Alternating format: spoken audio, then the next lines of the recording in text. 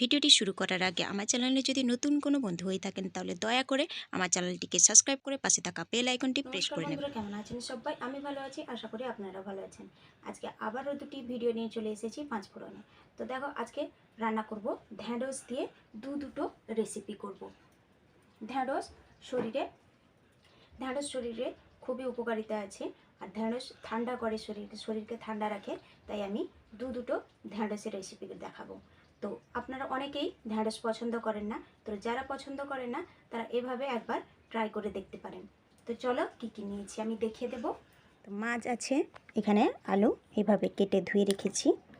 এখানে আছে আমচুর, আছে 2 টুকরো, আছে কাঁচা লঙ্কা, এখানে আছে একটা বড় পেঁয়াজ, আর 4 থেকে 5টা রসুনের কোয়া, আছে কালো সর্ষে, 5 ফোড়ন, 3টে শুকনো লঙ্কা, আছে সর্ষের তেল, গোটা জিরে, কাশ্মীরি লাল লঙ্কার গুঁড়ো, আছে নুন, হলুদ, আছে পোস্ত, আর একটা বড় টমেটো নিয়েছি, আর নিয়েছি ঢ্যাঁড়স কিছুটা।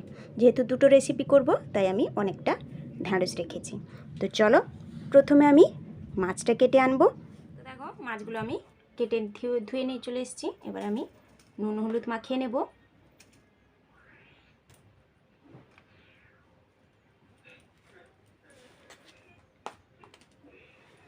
এবারে মাথাটা যেহেতু গোটা আছে, খুব বড় নয় মাছটা, তাই মাছটার ভেতরে যাতে, মাথাটার ভেতরে যাতে নুন ঢোকে সেই জন্য একটু নুন দিয়ে দিচ্ছি। তো এবার আমি মাছগুলোকে ম্যারিনেট করে নেব।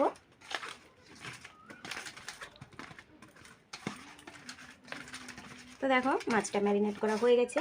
এবার আমি হাত ধুয়ে ঢ্যাঁড়স কেটে নেব। এবার আমি ঢ্যাঁড়সগুলো কেটে নেব। এইভাবে আমি ঢ্যাঁড়সগুলো কাটবো। এইভাবে দুটো রান্নার জন্য দুটো ঢ্যাঁড়স কিন্তু আলাদা কাটতে হবে।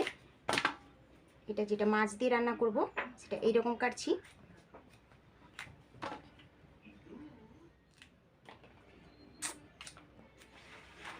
তো দেখো, একটা কিন্তু কাটা হয়ে গেছে, আর একটার আমি ছোট ছোট করে কাটবো, টুকরো টুকরো করে। তো দেখো, সেটাও আমি কাটা দেখিয়ে দিচ্ছি। এইরকম কিন্তু এইরকম ছোট ছোট করে আমি কেটে নেব।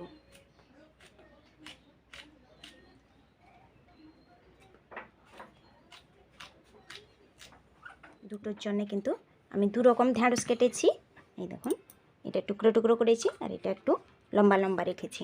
তো চলো, এবারে উনুনটা ধরিয়ে আমি মাছটা ভেজে নেব। উনান আমি ধরিয়ে নিয়েছি। এবারে কড়াইতে আমি তেল দিয়ে দিলাম। তেলটা গরম হয়ে গেছে। আমি এবারে একটু নুন দিয়ে দেব, যাতে মাছটা তলায় ধরে না যায়।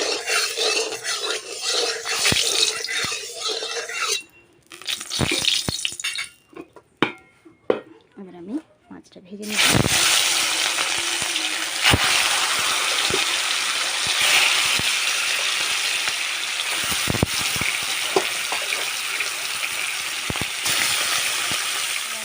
এই মশলাটা আমি বেটে নিয়ে আসবো। পেঁয়াজ নিয়েছি, একটা বড় পেঁয়াজ, আর নিয়েছি 4 থেকে 5টা রসুনের কোয়া। এবার আমি দেব হাফ টিস্পুনের থেকে আরও একটু কম দেব কালো সর্ষে, আর দেব হাফ টিস্পুন গোটা জিরে। এগুলো আমি একসঙ্গে বেটে নিয়ে আসবো।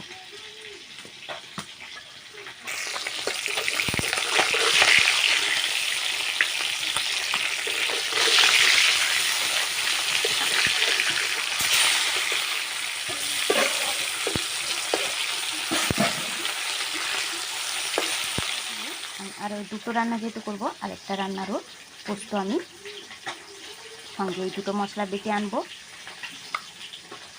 তো চলো, এটা ভিজিয়ে রাখবো, আগে এটা বেটে তারপরে এটা বাটবো।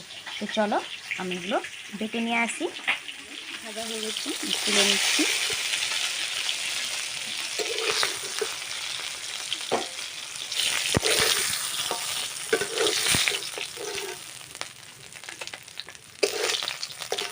মাছগুলো আমি ভেজে তুলে নিয়েছি। এবার আমি সেই তেলে ঢ্যাঁড়সগুলো ভেজে নেব। দুটো ঢ্যাঁড়সে কিন্তু হালকা করে ভেজে নিতে হবে।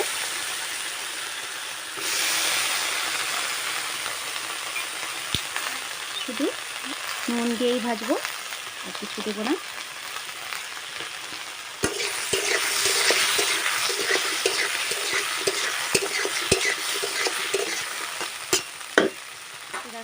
এগুলো ভাজা হয়ে গেছে, এর বেশি আর ভাজবো না। আর একটা ঢ্যাঁড়সও আমি নেড়ে নেব। তো আবারও আমি কড়াইতে তেল দিয়ে দেব। তেল দিয়ে আমি এই ঢ্যাঁড়সগুলো আমি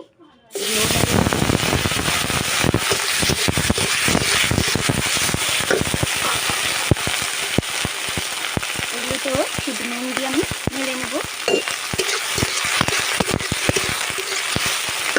এদিকে দেখো আমি মশলাটা বেটে নিয়ে চলে এসেছি। দুটো, এটা পোস্ত, এটা পেঁয়াজ, এটা জিরা, রসুন আর সরষে। এগুলো হালকা ভাজা হয়ে গেছে, আমি তুলে নেব। এবারে আমি তেল দিয়ে আলুগুলো ভেজে নেব। ভালো করে একটু আলুগুলো ভাজতে হবে। দিলাম নুন আর একটু হলুদের গুঁড়ো।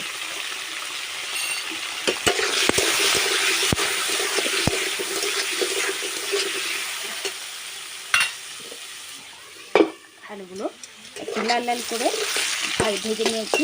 এবার আমি এই পর্যায়ে দেবো 5টা চিরা কাঁচা লঙ্কা আর দিয়ে দেবো একটা টমেটো কেটে রেখেছিলাম, সেটা আমি দিয়ে দেবো। এবারে আরও একটু ভালো করে আমি নেড়ে নেবো যাতে টমেটোর গন্ধটা না থাকে। এখানে প্রথমেই দেখতে পেয়েছেন আমি তেলটা অনেকটাই দিয়েছি, কারণ এরপরে আর তেল পড়বে না। এরপরে মশলাটা দেবো, একটু টমেটোটা যাতে কাঁচা গন্ধটা বেরিয়ে যায় তার জন্য অপেক্ষা করবো। টমেটোটা দিয়ে আমি কিছুক্ষণ নেড়েছি। এবারে আমি যে মশলাটা বেটে রেখেছিলাম এর উপরে আমি দিয়ে দেবো। দিয়ে দিলাম বেটে রাখা পেঁয়াজ, আদা রসুন, পেঁয়াজ রসুন জিরে সরষে, যে মশলাটা আমি বেটে রেখেছিলাম ওইটাই আমি দিয়ে দিলাম। এবার আমি এটাকে ভালো করে একটু কষিয়ে নেব যাতে মশলার কাঁচা গন্ধটা না থাকে। যেহেতু কাঁচা লঙ্কা দিয়েছি তাই আমি আর কোনো লঙ্কা গুঁড়ো দেবো না। দেবো আমি শুধু কালারের জন্যে একটু কাশ্মীরি লাল লঙ্কার গুঁড়ো দেবো, মানে ঝালের জন্য কিন্তু লঙ্কা গুঁড়ো আমি দেবো না। এবারে আমি এটাকে ভালো করে আমি কষিয়ে নেব হালকা আঁচে, কারণ বেশি আঁচ থাকলে কিন্তু মশলাটা পুড়ে যাবে আর কাঁচা গন্ধটা যাবে না। হালকা আঁচে এটাকে কষিয়ে নেব। আলুটা আমার প্রায় সেদ্ধ হয়ে এসছে, কারণ জল দেওয়ার পরে খুব বেশি আর সেদ্ধ করব না। আমি হালকা আঁচে কিন্তু কষিয়ে নিয়েছি। এবারে কিন্তু একটু অল্প জল দেব। জল দিয়ে কিন্তু ভেজে রাখা মাথাটাও আমি দিয়ে দেবো। মাছটাও এখানে দিয়ে দিতে পারে, দিলে কোনো অসুবিধা নেই।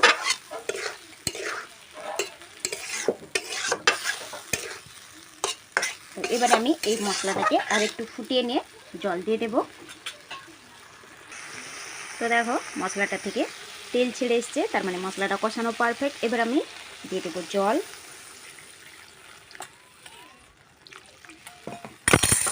জল দিয়ে আমি মাছগুলো দিয়ে দেব। ঢ্যাঁড়সটা এখন দেবো না, ঢ্যাঁড়সটা একটু পরে দেব, নামানোর আগে আগে দেবো, নাহলে কিন্তু ঢ্যাঁড়স গলে যাবে। নরম ঢ্যাঁড়স আছে। ভেজে রাখা মাছগুলো দিয়ে দেব।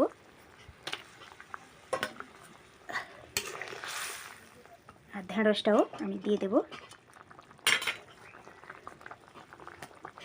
বেশি ফোটাবো না তাই আমি দিয়ে দিলাম, আর না হলে আলুটা সেদ্ধ না হলে কিন্তু নামানোর আগে আগে একটু আগে দিতে হবে, দিয়ে 2-3 মিনিটের মতো ফুটিয়ে নামানো হতো।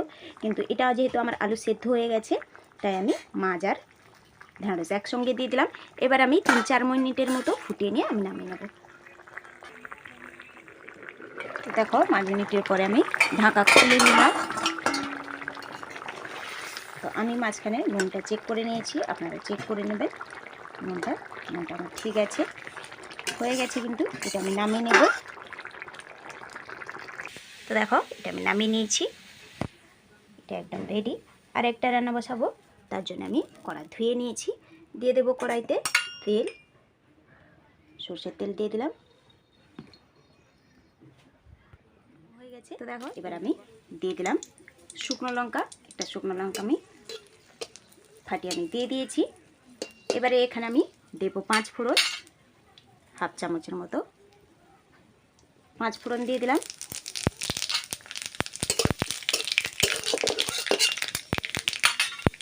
এবার আমি বেটে রাখা পোস্তটা দিয়ে দেব।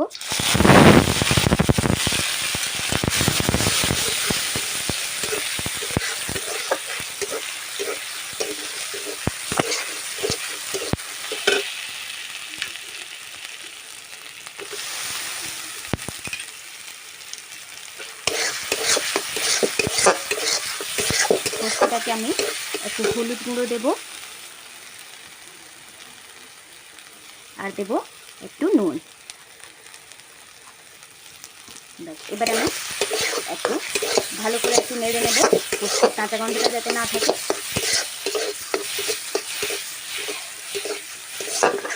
ভালো করে একটু ভেজে নেব। একটু জল দেব।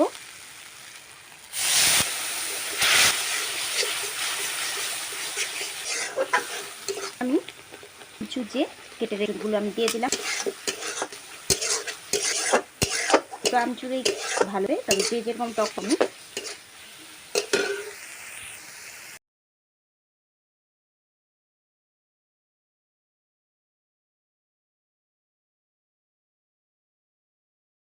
দুটো আমচুর আমি দিয়ে দিয়েছি। যে যেরকম টক পছন্দ করবেন সেরকম টক ইউজ করবেন, আমচুরগুলো দেবেন, তো ভালোই টক হয়ে যাবে।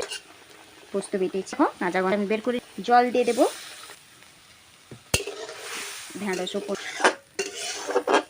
জল আমি দিয়ে ফুটবে, এটা ফুটলে কিন্তু জল দেবো। ব্যাস, এটা ফুটলে আমি ঢেঁড়সটা দিয়ে দিব।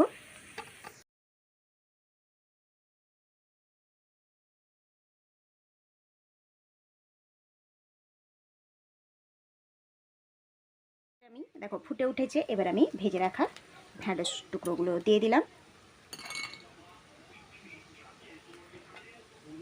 এটা খেতে কিন্তু সত্যি বলছি এটা এতটা সুন্দর হয় খেতে যে এইটা দিয়েই ভাত খেয়ে নেবেন অনেকেই। এবারে ফোটাবো, 2 থেকে 3 মিনিট আমি ফুটিয়ে নেব। তরকারিটা হয়ে গেছে, এবার আমি নামিয়ে নেব। 5 মিনিটের মতো ফুটিয়েছি, এবার আমি নামিয়ে নেব। এটা কিন্তু ঠান্ডা হলে আরও বেশি জমে যাবে, তাই আমি নামিয়ে নিচ্ছি। টকটা কিন্তু আমি চেক করে নিয়েছি, আমার একদম ঠিকঠাক আছে টকটা। তো দেখো নামিয়ে নিয়েছি, দুটো তরকারি আমাদের একদম রেডি। তো একবার হলেও এরকম দয়া করে রান্না করে দেখুন, অবশ্যই সবাই খুশি হবেন। আর যারা ঢ্যাঁড়স পছন্দ করেন না তারাও খুশি মনে এটা খেয়ে নেবেন। তো দয়া করে আপনারা একবার হলেও ট্রাই করে দেখুন। তো দেখো দুটো রান্নাই তৈরি। ঢ্যাঁড়স দিয়ে দুটো রেসিপি আমি দেখালাম। এই গরমে একদম পারফেক্ট রেসিপি। ঢ্যাঁড়স কিন্তু শরীরে অনেক উপকারিতা আছে, অনেকে খেতে চান না। একবার দয়া করে এরকম রান্না করে দেখুন, সবাই পছন্দ করবেন। কতটা সুন্দর হয়েছে দেখো, আর খেতেও কিন্তু টেস্টি হয়।